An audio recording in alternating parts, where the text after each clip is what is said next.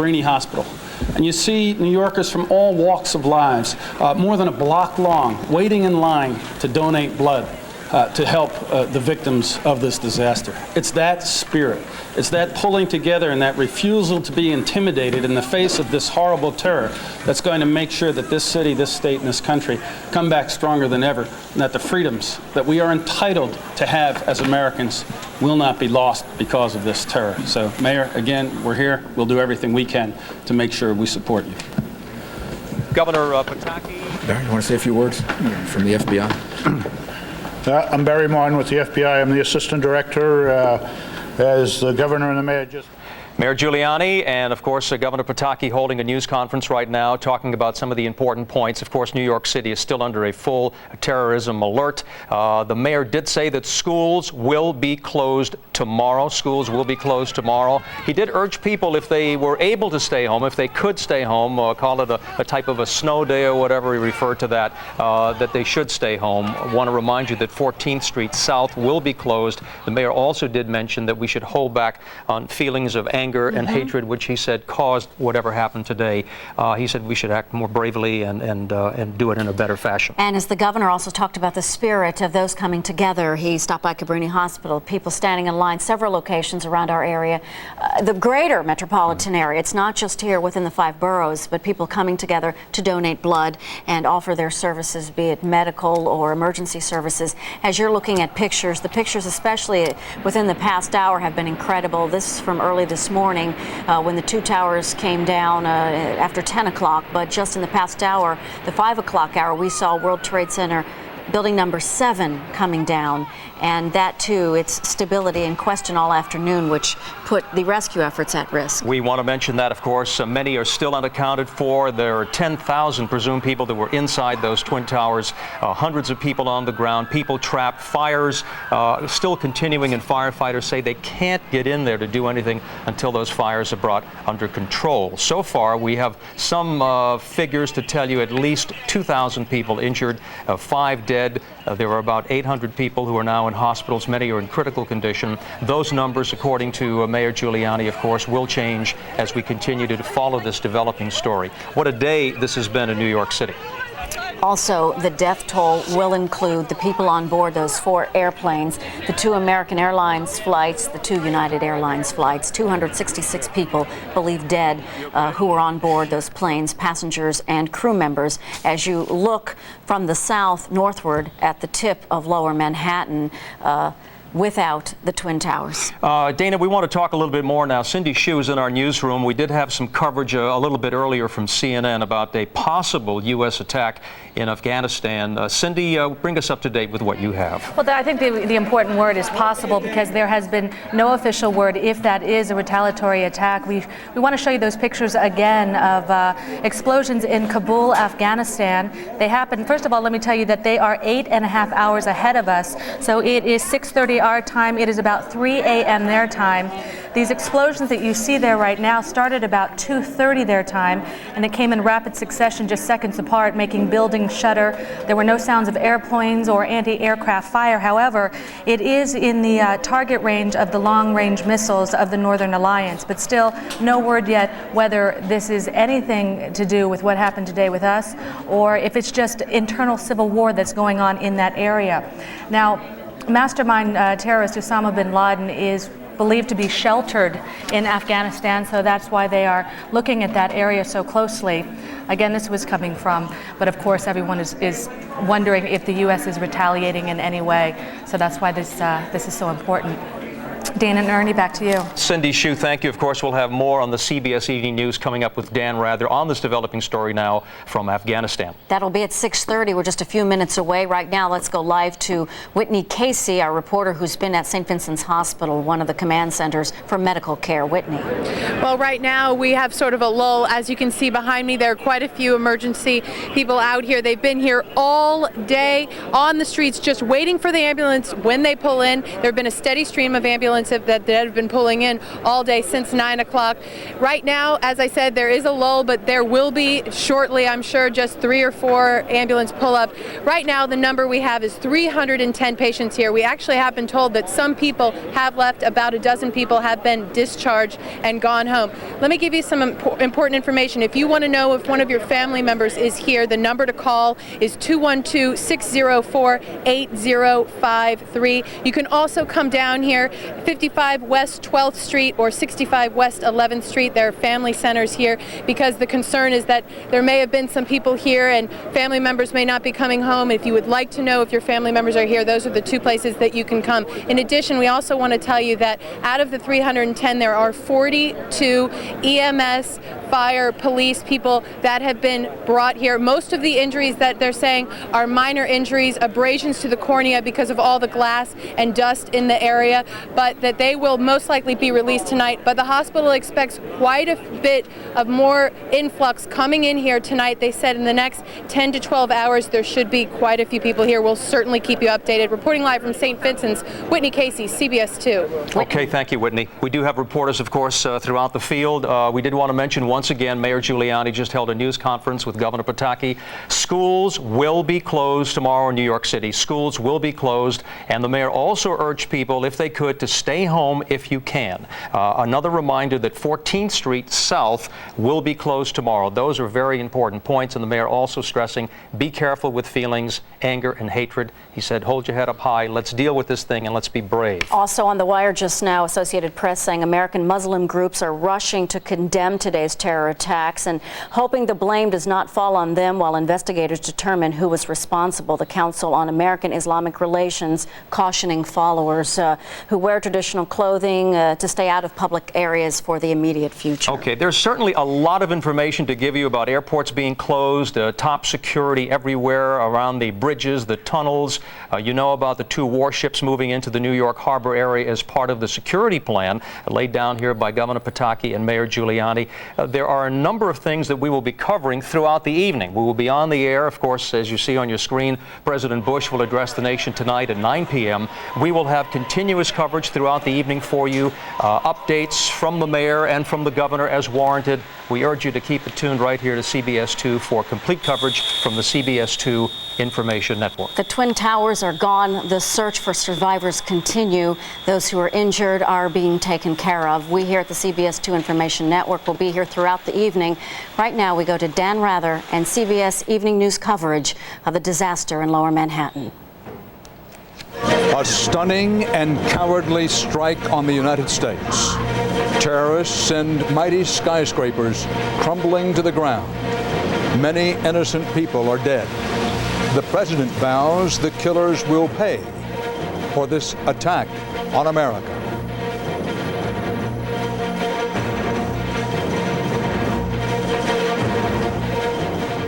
September 11th, 2001. You will remember this day as long as you live. Good evening again. This is CBS News continuing coverage of the attack on America. A series of coordinated terror strikes today at this country, its people, our freedom. Strikes that came without warning. 4 U.S. commercial jetliners were hijacked. 2 crashed into the World Trade Center here in New York City and sent the giant Twin Towers filled with workers crumbling to the ground. A 3rd hijacked airliner slammed into the seat of American military power, the Pentagon. The 4th hijacked airliner, target unknown, but possibly a target intended in or near Washington, went down in southwestern Pennsylvania. Here's what's happening at this hour. As the evening goes on and night begins to fall in New York and Washington, brave rescue workers are searching desperately for victims in the rubble of the World Trade Center towers and a 3rd building around the World Trade Center that also collapsed. 50,000 people generally work in the World Trade Center. A count of the dead still a long way off. Emergency operations are also continuing at the scene of the crisis at the Pentagon in Pennsylvania. There were well over 250 people on the 4 crashed planes. In contrast to the chaos on the ground, the skies are eerily quiet because the FAA has grounded all civilian aircraft at least until noon tomorrow. There is unprecedented security around the leadership of the U.S. government. President George W. Bush will address the nation from Washington. We're now told at 9 Eastern Time this evening, and that will be roughly 2.5 hours from now. The President will address the nation. The President has put the U.S. military on high alert worldwide.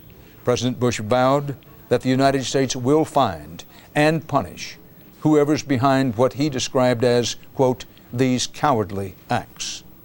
Early speculation, underscore the word speculation, centers on Osama bin Laden. We have mobilized the full resources of CBS News to bring you clear, accurate coverage of this day that will live in infamy. CBS News correspondents and producers are deployed throughout the country and around the world. We began here in New York City, ground zero for the attack on America. This day's horrific events began with the familiar turbine whine of jet engines over New York City, but this Boeing 767 was too low and not in the regular flight pattern. It was aimed straight for the massive twin towers of the World Trade Center. CBS's Byron Pitts is on the scene tonight. Byron? Dan, without exaggeration, this part of Manhattan looks like a battlefield. We have seen blood. We have seen body parts. We have watched people die in front of our eyes. This was terrorism like we in America have never seen before. 8:48 a.m., mayhem in Manhattan. We saw a plane coming very low, and everyone said, wow, that plane is very, very low. Come on, guys, keep moving. I was walking to work, and all of a sudden, I see a jet crash into the first tower. An American Airlines flight loaded with 92 people crashes head-on into the North Tower of the World Trade Center. And then we heard the crash, we ran to the window. Into the building, it went into the Trade Center. We hit the Trade Center, we saw the shrapnel fall, and then we said, get out. And minutes later. Oh, there's another one, another plane just hit. Right, oh my God, another plane has just hit. I heard a roar, and I looked around thinking that it had to be a helicopter, and I looked up and I saw the second plane hit. A second commercial plane, a United Airlines jet, also hijacked, carrying 65 people, plows into the South Tower. First one we thought was an accident. When we heard there was a second one, we definitely thought it was terrorism. On the ground, witnesses could not believe their eyes. 70 stories up with the building burning. Reason gave way to desperation. New York's bravest never had a chance. We really never even got to that close to the building. An explosion blew and it knocked everybody over. Less than an hour later, the South Tower came crumbling down. It collapsed. The top floors collapsed down. I saw it blow and then ran like hell. Thank God. I'm 69, but I can still run. But it was far from over. Tower 2 collapsed into Tower 1. Within minutes after that, we were ordered out. When the dust settled, signs of life started to emerge. Chaos. It's just chaos out here, it really is. So the Twin Towers fall. It's amazing. It's crazy. Can't believe this shit is happening. I really can't. It's nightmares. Armageddon right here. This was the worst act of terrorism on U.S. soil, but not the first attack on the World Trade Center. 8 years ago, terrorists set off bombs in the basement in an effort to take down the two towers. They failed. Today, mission accomplished. I tell you what, it's a sad day for America. It really is. By 2 o'clock this afternoon, firefighters and police officers and paramedics by the hundreds stood by, many of them feeling helpless. There was nothing they could do at this point because the building was still unsecured. Our main priority is to get in, do a search and rescue, look for survivors, and then clean up what's left. And we can't do that until the building is deemed safe. Ankle deep in debris and despair, rescue workers waited. Some had relatives of their own inside. One police officer told me her sister worked here on the 40th floor, due in at 9 a.m. She was always early, she said. Always. A sign on a paramedic's van spoke volumes. We're going to do the best that we can to get people out of there, get into the hospital, get back in line, go back out there and do it again. New York Port Authority Police Chief William Hall choked back tears. For him, this was no longer just work. On a personal level, because I know that these are all your men and it's a business, but I'm sure that a lot of these guys are your friends. How you helping Not out? a business now, it's personal now. Sir? It's personal now. We have to get them. Back live, we have had little relief here. Take a look at this. About an hour ago, World Trade Center building number 7 collapsed. A 42-story building, weakened by the devastation that had occurred earlier today. No word of any casualties in the building. It was the one calamity that was not a surprise. Police had evacuated the area hours ago. Fearful building number 7 would indeed fall down. This morning when the first tower collapsed, I was standing about 3 blocks away with CBS News correspondent Mika Brzezinski. As a fireball rolled toward us, Mika grabbed her shoes, I grabbed her hand, and we ran like hell. Thousands did. Dan, except for a few sirens, I have never heard New York City this quiet. Graveyard quiet. Dan. Byron Pitts in Lower Manhattan. When the first World Trade Center building was hit, rescue workers rushed to it. We're now told that some of those rescue workers died as the second World Trade Center building was hit and eventually the 2 buildings collapsed. Now about today's other terror strike at the seat and symbol of U.S. military power, the U.S. Defense Department, the Pentagon. There were 64 people aboard American Flight 77, the jetliner hijackers used to ram into the Pentagon. CBS News' David Martin reports the deadly impact there. David? Dan, as you can see behind me, the Pentagon is still smoldering from that direct hit it suffered this morning, but it's finally cooled down enough so that rescue workers can begin the task of recovering the dead and wounded. One early count put the number of dead at 20, but no one expects it to stop there. The first attack ever on the Pentagon occurred at 9:38 a.m. Eastern Time. Clipped this pole over here, hit another pole and slammed right into the building. Huge explosion, and then utter pandemonium, as you might imagine. I mean, everybody was screaming, "Oh my God." A hijacked American Airlines jet, which had just taken off from Dulles Airport, flew right up the main highway leading north into Washington and straight into the citadel of American military power. There was no doubt about it. It was American Airlines slammed right into the building, and there was no doubt about it. Whoever was piloting that plane was aiming for the Pentagon. Fearful that, like the World Trade Center, a second airliner was on its way, most of the building's 23,000 workers fled. Plane's coming in. Come on. Let's go. Let's go. Come on. We're not playing around here. Let's go. F-16 fighters circled overhead looking for a second attack, but the damage had already been done. The plane had drilled a hole about a third of the way through the world's largest office building. The wounded were rushed to nearby hospitals as the fire spread and an entire section of the building collapsed, trapping many, many more inside. Arlington search and rescue personnel are just now, and it's about almost 2 o'clock, just now gaining access to portions of the building where the plane hit because the fires were too intense. One ray of hope. The Pentagon is undergoing a major renovation, and some of the offices in the path of the plane were vacant. We're trying to find out who made it out okay and account for the people that may not have made it out. When the plane hit, Defense Secretary Rumsfeld dashed from his office on the other side of the building. And proceeded down towards the impact point in the building. It actually went outside the building and was helpful in getting several people that were injured onto stretchers, and then came back into the building and was in the National Military Command Center. With smoke hanging in the air of the command center, Rumsfeld ordered aircraft carriers, amphibious ships, cruisers and destroyers to New York and Washington, where they can serve as floating hospitals, help with the cleanup, and provide air defense against the possibility of more attacks. Rescue efforts are a long way from over, but the FBI is already combing the debris for clues to who was behind this. The Pentagon has put all its bases on the highest state of alert, and the State Department has done the same thing with American embassies around the world. The early suspicion is that Osama bin Laden was behind this, and U.S. officials say eventually there will be military retaliation. Dan? David Martin reporting live from the Pentagon. President Bush is just reported to have landed at Andrews Air Force Base just outside of Washington. He is said to be going to the White House itself. From there, he will address the American people tonight. We will see and hear it, of course, live on CBS News.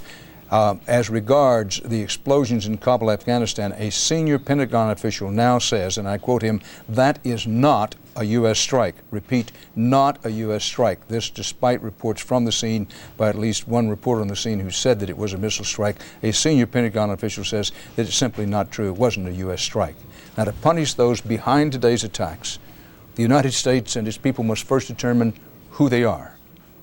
We are a country that believes in facts and the pursuit of facts. The facts are few about who's responsible for this. There has been much speculation, italicize, underscore the word speculation about that today, with Osama bin Laden, the renegade Saudi millionaire, frequently mentioned. No one knows who did this. CBS's Jim Stewart in Washington is following the investigation, checking his sources, and has this live report. Jim. Dan, apparently we have a little bit more now than just speculation. U.S. intelligence officials and law enforcement no longer have just a theory about today's unprecedented attack. They now have some evidence, and it all points to Osama bin Laden. Sources tell CBS News that hours after the attack, intelligence agents detected what one official is calling significant indicators that the suicide planes were hijacked by members of al-Qaeda, the terrorist group that reports to bin Laden. Sources describe the intelligence as communications intercepts, but would not provide any details. It's not definitive, said one official, but it is persuasive. Sensing that bin Laden would quickly become a suspect, Afghanistan's ruling Taliban party, which has been giving him safe refuge, called a press conference. We do not allow Osama bin Laden to operate from our land, the Taliban said, warning the U.S. not to take any, quote, speedy actions to retaliate. Meanwhile, law enforcement sources said there had been no credible claims for the joint attacks and that intelligence had picked up no specific threats aimed at targets inside the United States before the attacks took place. Within minutes of today's attacks, officials were pointing to the 1993 bombing of the World Trade Center by a group with ties to bin Laden, citing it as proof that bin Laden has never given up on his dream to destroy the symbol of America's economic power. And in recent months, analysts say bin Laden has only become more and more sophisticated in his attempts to strike at the United States. They point specifically to his simultaneous attack on 2 U.S. embassies in East Africa. They also went directly against a U.S. destroyer, which was heavily guarded, and they did put a hole in that ship, the USS Cole. So they have a track record of conducting attacks that one would think they might not be capable of. Late today, the U.S. intelligence community was rapidly sorting through a priority list of potential suspects within the U.S. for electronic eavesdropping, with sources saying the number may reach into the hundreds. There is also specific physical evidence that investigators are eager to examine. First are the transcripts of communications between the suicide aircraft and ground controllers, and second are cockpit tape recordings of conversations in the doomed aircraft themselves. The working theory is that the hijackers were pilots themselves and forcefully took over the controls to dive the jets straight into their targets. Dan? Jim Stewart, good work with getting that new information about increasing evidence, real hard evidence, nothing conclusive yet, that bin Laden is tied to this. But do U.S. intelligence officials know where bin Laden is? Still in Afghanistan, Pakistan, Baluchistan? Do they have any idea? As recently as the beginning of the week, they had reason to believe that he was hanging out in the 2 locations that he has most frequently been at in Afghanistan, and that's the cities of Jalalabad and Kandahar. Now, he travels frequently, Dan, and he does so by SUV and caravans with sometimes as many as 100 guards. It's a safe bet that he is on the move again tonight. United States Secretary of Defense, thank you, Jim Stewart. U.S. Secretary of Defense Donald Rumsfeld has begun a briefing at the Pentagon. We pick it up in progress live. Ladies and gentlemen, as the Secretary just said, today we have watched the tragedy of an outrageous act of barbaric terrorism carried out by fanatics against both civilians and military people. Acts that have killed and maimed many innocent and decent citizens of our country.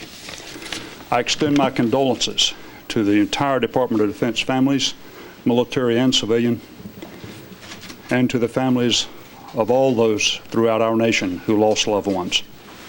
I think this is indeed a reminder of the tragedy and the tragic dangers that we face day in and day out, both here at home as well as abroad.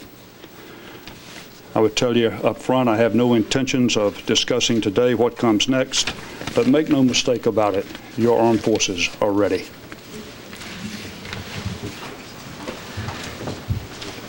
Chairman of the Senate Armed Services Committee, Carl Levin. Our intense focus on recovery and helping the injured and the families of those who were killed is matched only by our determination to prevent more attacks and matched only by our unity to track down, root out, and relentlessly pursue terrorists, states that support them, and harbor them. They are the common enemy of the civilized world. Our institutions are strong, and our unity is palpable. Senator John Warner. Thank you. As a past chairman preceding Carl Levin, I can assure you that the Congress stands behind our president, and the president speaks with one voice for this entire nation. This is indeed the most tragic hour in America's history, and yet I think it can be its finest hour, as our president and those with him, most notably our Secretary of Defense, our chairman, and the men and women of the armed forces all over this world stand ready not only to defend this nation and our allies against further attack, but to take such actions as are directed in the future in retaliation for this terrorist act, a series of terrorist acts unprecedented in world history. We call upon the entire world to step up and help, because terrorism is a common enemy to all, and we're in this together. The United States has borne the brunt, but who can be next? Step forward and let us hold accountable and punish those that have perpetrated this attack. Again, I commend the Secretary, the Chairman, and how proud we are. We spoke with our President here moments ago. He's got a firm grip on this situation, and the Secretary and the General have a firm grip on our armed forces and in communication of the world over. Thank you very much. We'll take a few questions and then we'll adjourn. Charlie. Mr. Secretary, did you have any inkling at all in any way that something of this nature and something of this scope might be planned? Charlie, we don't discuss intelligence matters. I see. And how would you respond if you find out who did this? Obviously, the President of the United States has spoken on that subject, and those are issues that he will address in good time. Mr. Yes. Secretary, we are getting reports from CNN and others that there are bombs exploding in Kabul, Afghanistan. Are we at the moment striking back, and if so, is the target Osama bin Laden and his organization? I've seen those reports. They, in no way is the United States government connected to those explosions. What about Osama bin Laden? Do you suspect him as the prime suspect in this? It's not the time for discussions like that. Mr. Secretary.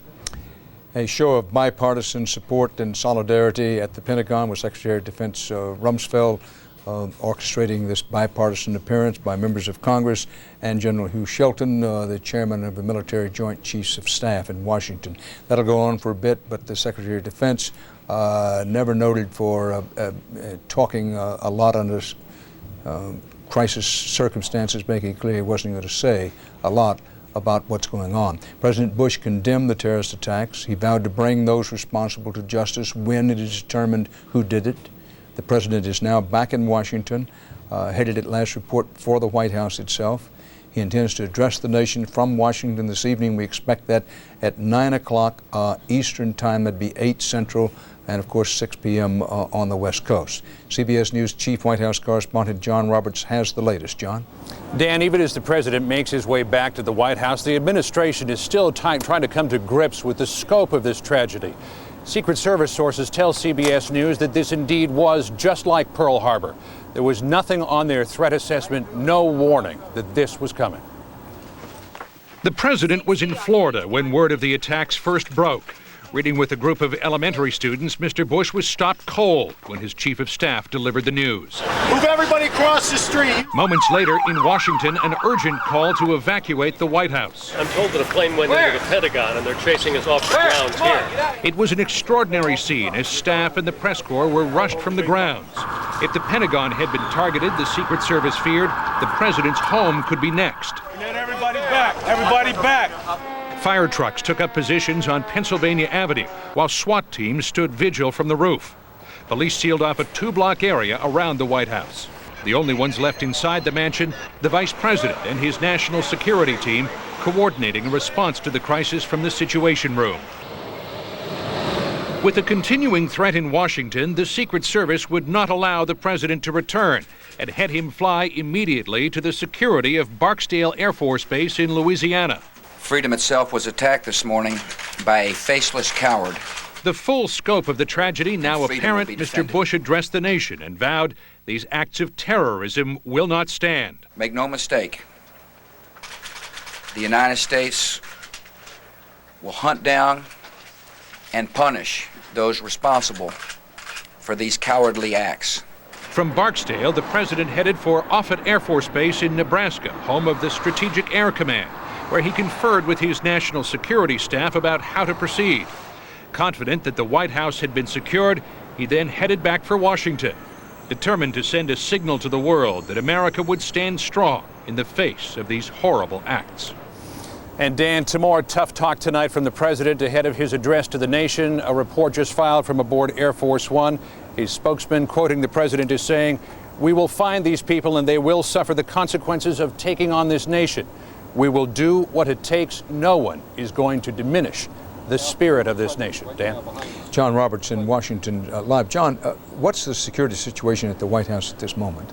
Well, Dan, the White House is still locked down. We are not allowed back in. There is a small crew that's been allowed back in to tape the president live tonight at 9 o'clock. You can see the helicopters are just starting to arrive on the south lawn of the White House. Dan, as a security precaution, Air Force One, which is always shadowed by fighter jets wherever it travels, was more than shadowed today. On its way back from Nebraska, there was an F-15 positioned on each wing. And even now, Dan, every once in a while, we hear a fighter jet flying combat air patrol, if you will, over Washington, D.C., something this nation never thought they would see happen. Again, the president just now arriving back at the White House. We'll hear from him later on tonight. At 9 o'clock Eastern Time. Thanks, John Roberts. One of the few things that seems certain tonight is that these hijackings and attacks were meticulously planned and carried out with great precision. It also took a lot of money to do it. All of that is strongly supported by hard facts now at hand. CBS News correspondent Bob Orr, who covers aviation for us, has pieced it together. Bob? Well, Dan, there's no doubt at all it was a highly coordinated attack, launched with simultaneous breaches of security at three of the nation's busiest airports this morning. Under the cover of the hectic morning rush hour when airports are particularly vulnerable, hijackers boarded 4 large passenger jets, 2 each from American Airlines and United Airlines, 2 of the strongest symbols of U.S. aviation. American Flight 11, a Boeing 767, took off first at 7:45 this morning from Boston bound for Los Angeles. 13 minutes later, another 767, United Flight 175, also left Boston for L.A. At virtually the same moment, United Flight 93, a 757, took off from Newark for San Francisco. And to the south at Washington's Dulles Airport, another 757, American Flight 77, flew off towards Los Angeles. The first sign that anything was wrong was noticed by air traffic controllers, who watched the jets stray from their planned routes. This computerized radar path shows how the first plane, American Airlines Flight 11, climbed out of Boston and, as expected, headed northwest across Massachusetts. But watch what happened. As the plane entered eastern New York, it turned sharply to the south and headed straight for Manhattan.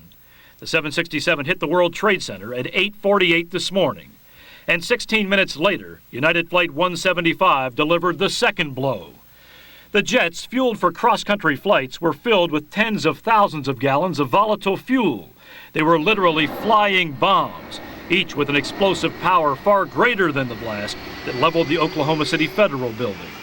Based on radio communications from the planes, FAA authorities knew they were dealing with a terrorist attack and immediately moved to close New York and Washington airports.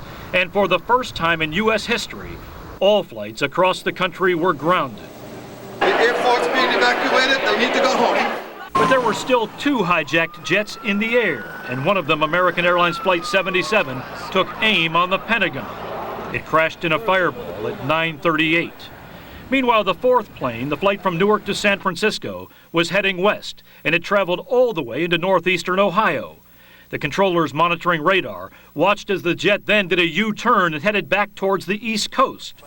At 10:20, 2.5 hours after the 4-pronged attack was launched, the plane crashed in a rural Pennsylvania field. I happened to hear the plane come through. It sounded like it was running normal. When it come down over top of me, I seen it go nosedive straight into the ground down here.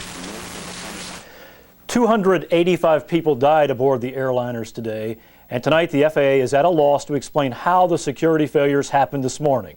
Now, you should know that numerous investigations have revealed gaping holes in this nation's aviation security system. But an important point to remember, and as I continue here, you see the President arriving in Marine One on the south lawn of the White House. It's important to remember that these were suicide attacks this morning, long acknowledged worldwide as the very hardest to stop. There is no piece of equipment, no scanner, no screener that absolutely can stop a terrorist who is willing to die. Dan? Bob Orr live in Washington, just as you see a live photograph of President Bush stepping off Marine One, the helicopter that brought him from Andrews Air Force Base, where Air Force One took him a few moments ago. A salute to the Marine Guard, and a naturally somber-faced president strides in past the beautiful Rose Garden into the White House and into the Oval Office. The president will be addressing the nation tonight at 9 o'clock Eastern Time. That'll be 8 Central, 6 on the far west coast. President Bush has spoken twice today. On both occasions, among other things, he asked for prayers for the families of victims of today's terrorist attacks. Now, Bob Orr, as we have only actually about a minute left in this particular section, but our CBS News coverage will continue, of course. There was this report from Barbara Olson, the wife of the U.S. Solicitor General, who by telephone from the hijacked plane that eventually hit the Pentagon described some of the hijackers as having knife-like equipment. What's that all about? Well, Dan, I think it could be critical in understanding how the security was breached. Remember, at airport checkpoints, there are two main pieces of equipment. There are X-ray machines. They are designed exclusively to look for the shape of a gun. That's the weapon that aviation experts fear. Also, there are magnetometers, metal detectors, and they are designed to pick up any metal, also a gun. But imagine for a moment, we heard apparently that Barbara Olson radioed they were using knife-like devices. What if these were made of some other hard material, some kind of plastic? What if they were disguised as fountain pens or secured somewhere on the body of the person or within a briefcase? They would not automatically set off the kind of alarm bells that a gun would set off. And in order for these attacks to have been promulgated simultaneously, it might go a long way to explain how they were able to breach the system 3 different places at once. Dan? Bob Orr in Washington. Now you're watching continuing CBS News coverage of the attack on America.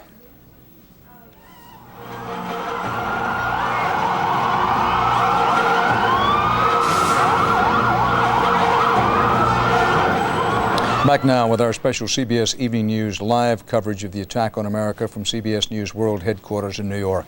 It began just before 9 a.m. in New York City rush hour. First, one of the twin towers of the 110-story World Trade Center was hit by a hijacked jetliner. Then the other suffered the same fate. A huge fireball blew all the way through the South Tower. You may want to watch here as the second plane hits. Minutes later, near Washington, a similar attack, a hijacked airliner attack on the Pentagon. A third jetliner crashed near the U.S. military headquarters, setting it aflame. And then in western Pennsylvania, not far from the presidential retreat at Camp David, Maryland, but in southwestern Pennsylvania, a fourth hijacked jet went down. Back in New York City, the unimaginable. After burning for more than an hour, the Trade Center towers collapsed. First one, and then the other. Thousands of concrete and steel thundered down in an avalanche on other buildings and into the streets, where firefighters and police were working frantically to help the countless victims. Some of the early victims of this were rescue workers. And then, after fire had raged inside for hours and smoke bellowed through side streets and along the great avenues, yet another major building in the trade complex fell. And tonight, Lower Manhattan, the financial center of the world, lies in ruins. In the nation's capital, a state of emergency and an emergency plan now in effect to keep the federal government running in an orderly way.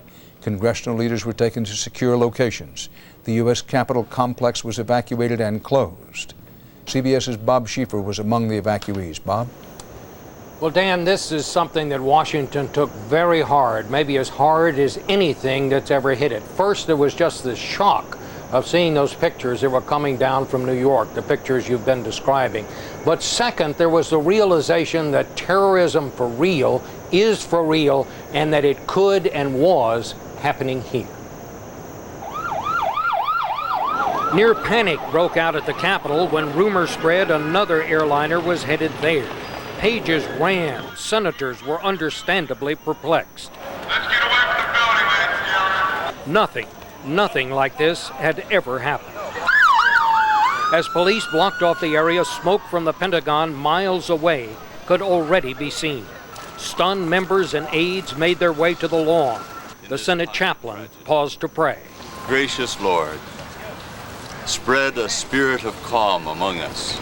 In a security procedure never before used, the congressional leaders were helicoptered to a secret location.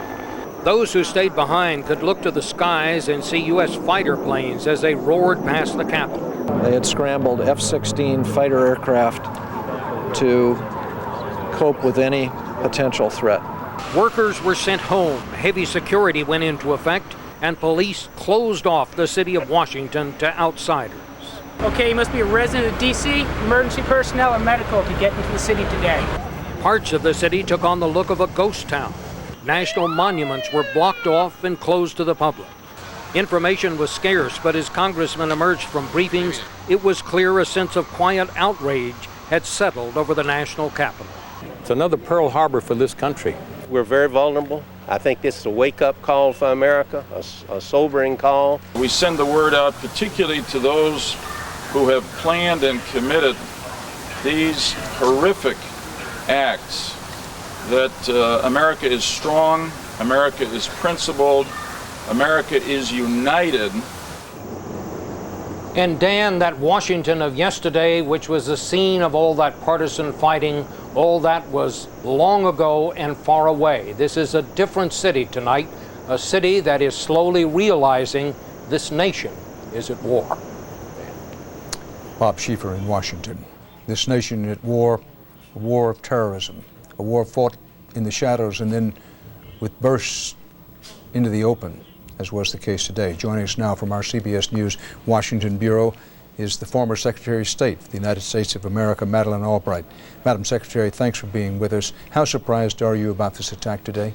Well, we're all appalled, and as I watch all these pictures, Dan, we've all seen them all day long, and they are surreal. And watching the buildings come down and the attacks on Washington has been the nightmare scenario that people have feared for so long. I have to say, Dan, I ache for America tonight. We are a strong country, and I have faith that we will overcome this, but this is a huge challenge, and America must rise to the challenge. Did you ever anticipate an attack of this scope? We always, people talk about horrendous scenarios, but I don't think anybody has ever contemplated all the various pieces of this. As you have said, it is a highly sophisticated operation. Who do you think was behind it? I'm not going to speculate on that. You've been very careful in the coverage that I've seen, and I know that there are some reports that you are presenting, or your people, that it's Osama bin Laden. I think it's very important for us to get all the facts straight and investigate it and be sure. And I think calmness has to prevail, despite the fact that this is a highly emotional time for all of us, especially for the families of the victims. And when it comes time to retaliate, when we have the facts, how will the United States retaliate? Well, I think, again, we have the strongest military in the world with the finest servicemen and women. We have said in the past that we would retaliate at a time and place of our own choosing. I have complete faith in the military of the United States and in the leadership of America, and we all stand united. this is the ultimate evil. This is Ernie and Estes reporting to you. We just want to bring you up to date now that all buildings south of Canal Street have been evacuated. Repeating, all buildings south of Canal Street have been evacuated. This is strictly as a precaution now. Police want to assess the damage in the area. It is strictly a precautionary measure. There is certainly much more to tell you about today. Lots going on. CBS 2 has reporters on the scene. We are at hospitals. We are with the mayor. We'll have a special report for you coming up tonight at 7:30. Right now, we invite you to stay tuned for more of a special edition of the CBS Evening News with Dan Rather. We'll be back joining you again at 7:30. Human rights, can a statement like that be made? Because the United States has stood tall, has tried to deal with the horrendous problems, has done it in an honest way, and I am proud of American policies. Madam Secretary, ride with me here for just a moment, because word from the White House is that President Bush is going to speak to the American people tonight before what has already been announced. It was previously announced he'd be speaking at 9 o'clock tonight Eastern Time, 8 Central, 6 on the far Pacific coast. President Bush, now inside the White House, is moving up that time schedule. We don't know exactly when he's going to speak, but we are told that he will be speaking before 9 o'clock Eastern Time. So you may want to stay here with us to hear what the President says to the nation in his first major address. He's spoken to the country twice today, but both times shortly, brief remarks in Florida, then somewhat expanded remarks on videotape in Shreveport, Louisiana. But very soon, we're told, possibly soon, I should rephrase that, certainly before 9 o'clock, we're now advised the President's going to be talking. Now back to our conversation with the former Secretary of State for the United States, Madeleine Albright, and thank you for understanding about that, Madam Secretary. Madam Secretary, when you were in the inner councils of the Clinton administration, and it was decided to strike back at Osama bin Laden after the bombings of our embassies in East Africa, any second thoughts about the sending of those cruise missiles? No second thoughts. We based our decision on facts that we had. For me, my worst moment as Secretary of State was the bombings of our embassies, and then going to pick up the bodies of those that had died, and also talking to the victims, the Kenyans and the Tanzanians. We had a responsibility to respond. We did it on the basis of facts, and we were at the beginning, I think, of what is this truly horrendous event when events abroad come home to America. And we have to stand tall. America cannot be shut down. Former Secretary of State for the United States of America, Madeleine Albright, thank you for being with us. Thank you, Dan. Now, there's going to be another briefing in Washington coming up soon. We'll carry that for you live, of course. But in the time we have remaining before that briefing starts, let's talk about the casualties from today's attacks. So much is still unknown. The 4 hijacked jetliners carried more than 250 people. We believe that figure to be 261. It could be a little more, a little less. And it must be assumed that all aboard those 4 hijacked planes are dead. So you start with at least 250, probably slightly more dead aboard the hijacked airliners. The Defense Department says, quote, about 100 were killed or injured at the Pentagon. David Martin says that it's widely believed at the Pentagon that that figure will increase, and perhaps significantly. It is far more difficult to account for the thousands who were in the target zone in Lower Manhattan, the World Trade Center area, and the emergency workers who rushed to aid them. Keep in mind, 50,000 people work in the World Trade Center tower in that area. Thousands more visited every day, and then today they flooded in police, fire, and other rescue workers fairly quickly. CBS News medical correspondent Elizabeth Caledon is at New York University Hospital tonight. Elizabeth. Dan, within moments of hearing the news, New York City area hospitals and indeed hospitals throughout the region shut down all normal operations, canceled all elective surgeries, and basically transformed themselves into high-voltage trauma centers for a city under siege. Once the severity of injuries was assessed at emergency command posts at the site, dust-covered ambulances ferried those in the worst shape to whatever hospitals could take them. No idea how many people and cops are dead. We have many people hurt. What about the casualties? What have you seen? Uncountable. Bellevue, one of the city's biggest trauma centers, treated injured when the World Trade Towers were bombed back in 1993.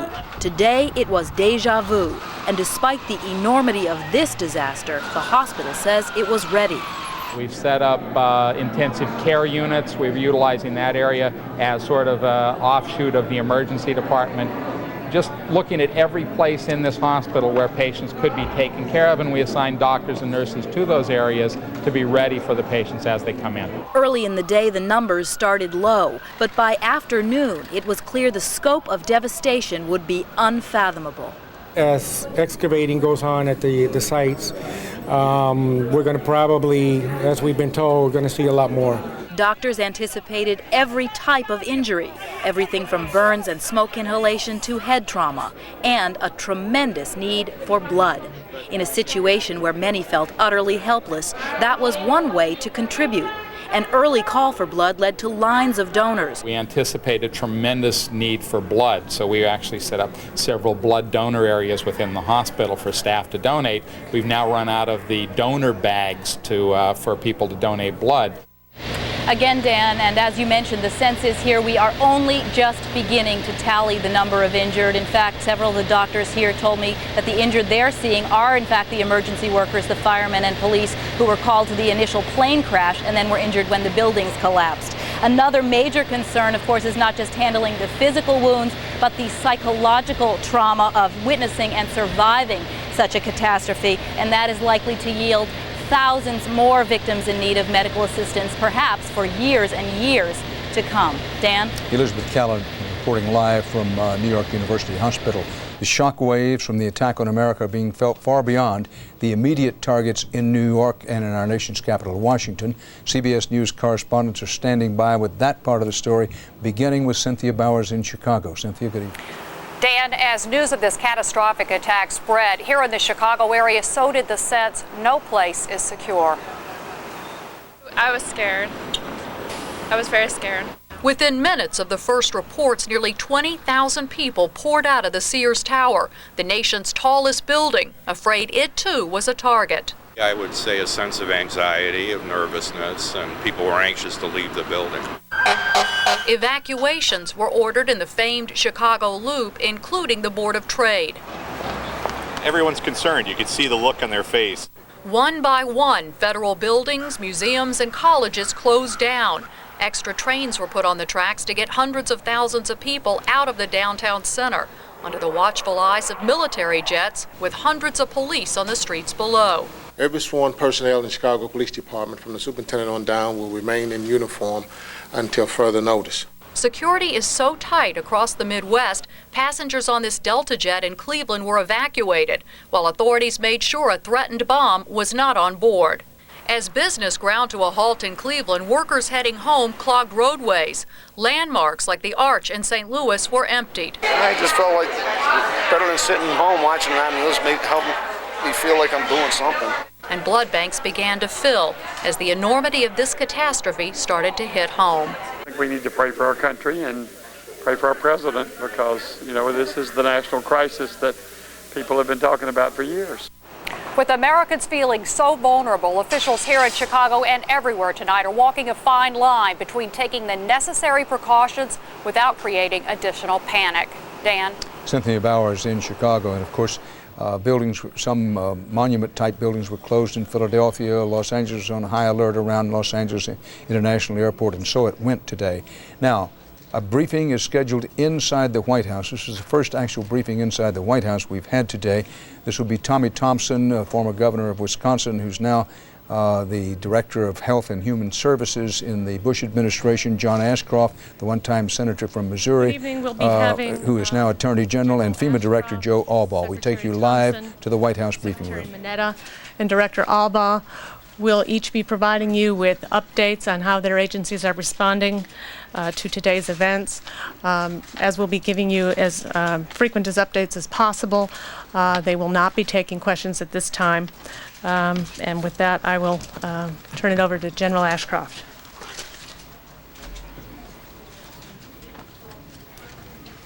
Thank you. Today, America has experienced one of the greatest tragedies ever witnessed on our soil. These heinous acts of violence are an assault on the security of our nation. They are an assault on the security and the freedom of every American citizen. We will not tolerate such acts. We will expend every effort and devote all the necessary resources to bring the people responsible for these acts, these crimes, to justice. Now is the time for us to come together as a nation to offer our support, our prayers for victims and for their families, for the rescue workers, for law enforcement officials, for every one of us that has been changed forever by this horrible tragedy. The following is a summary of the known facts surrounding today's incidents. American Airlines Flight 11 departed Boston for Los Angeles, hijacked by suspects armed with knives. This plane crashed into the World Trade Center. United Airlines Flight 175 departed Boston for Los Angeles, was hijacked and crashed into the World Trade Center. American Airlines Flight 77 departed Washington Dulles for Los Angeles, was hijacked and crashed into the Pentagon. United Airlines Flight 93 departed Newark for San Francisco, was hijacked and crashed in Shanksville, Pennsylvania. Crime scenes have been established by the federal authorities in New York, in Washington, D.C. area, in Pittsburgh, in Boston, and in Newark. The full resources of the Department of Justice, including the Federal Bureau of Investigation, the Immigration and Naturalization Service, the U.S. Attorney's offices, the U.S. Marshals Service, the Bureau of Prisons, the Drug Enforcement Administration, and the Office of Justice Programs are being deployed to investigate these crimes and to assist survivors and victim families. Thousands of FBI agents in all of the field offices across the country and in the international Legat offices, assisted by personnel from other Department of Justice agencies, are cooperating in this investigation. The FBI has established a website where people can report any information about these crimes. That address is www.ifccfbi.gov. That address again, www.ifccfbi.gov. Individuals can report any information they know about these crimes to that website. It takes courage for individuals to come forward in situations like this, and I urge anyone with information that may be useful and helpful to authorities to use this opportunity. The Office of Victims of Crime has established a toll-free 800 number for family and friends of victims.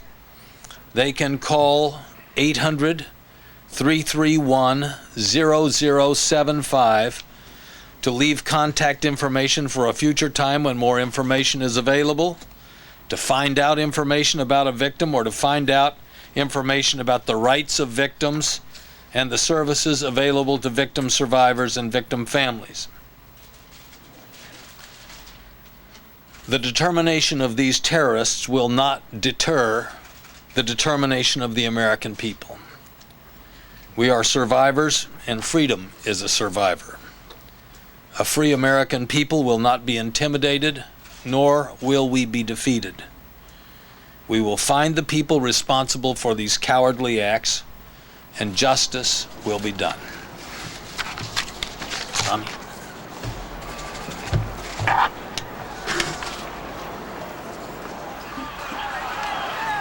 Every single American lost something today. And every one of us at this time expresses our deepest sympathy to the victims of today's tragedies and their families. It is now our mission to begin the healing from this tragedy.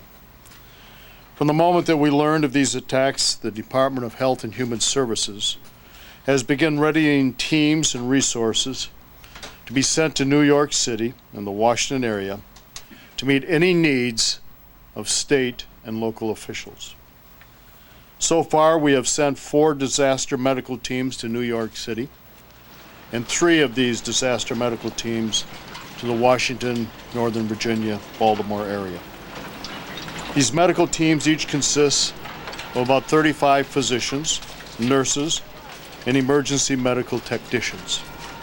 They are all trained to deal with traumatic injuries and other emergency needs. We've also